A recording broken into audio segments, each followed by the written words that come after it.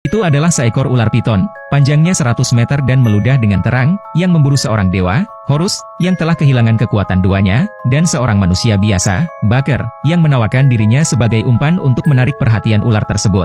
Horus mengambil kesempatan untuk melompat ke atas ular dan menundukkan pemburu ular putih, menjatuhkannya ke bawah tebing bersama ular tersebut.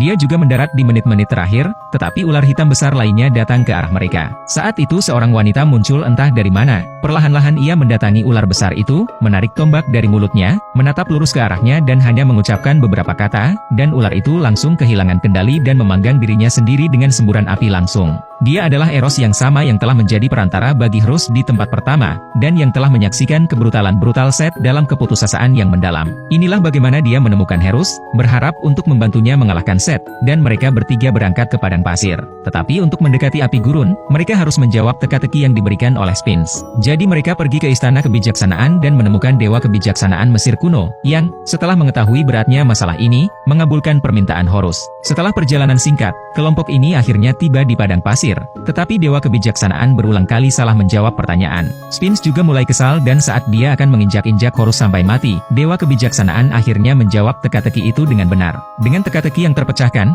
Crux menuju Desert Fire ketika tiba-tiba sebuah sangkar besi meledak dari tanah, menjebak kelompok di dalamnya. Ternyata Set telah menyiapkan penyergapan di sini sejak lama, menunggu mereka tiba. Ia membunuh dewa kebijaksanaan dan mencurahkan air matahari. Dalam kemarahannya, Horus membebaskan diri dari kurungan, mengambil perisainya untuk menghalangi batu besar yang runtuh dan berhasil keluar dari piramida dengan selamat. Dan saat itulah Baker akhirnya mengetahui kebenaran dari apa yang telah terjadi. Ternyata bahkan raja tidak bisa meminta seorang pria dengan kematian, jadi dia telah ditipu sejak awal. Baker kemudian jatuh ke dalam keputusasaan, ketika Eros begitu terkesan dengan perasaannya yang sebenarnya sehingga ia memanggil Anubis, dewa kematian, dan memberinya gelang yang paling berharga. Sementara itu, gadis dari neraka tiba di gerbang, tetapi bukan seberapa banyak kebaikan yang Anda lakukan dalam hidup yang membuat Anda bereinkarnasi, melainkan seberapa kaya Anda. Seorang pria menawarkan sekotak harta karun untuk ditukar dengan kesempatan reinkarnasi yang sukses. Seorang pria tua hanya memiliki cincin yang rusak, yang langsung berubah menjadi abu. Tepat ketika dia mengira dia akan berubah menjadi abu, Beck muncul tepat pada waktunya untuk memberikan gelang itu kepada pacarnya, tetapi tiba-tiba pintu reinkarnasi mulai rusak.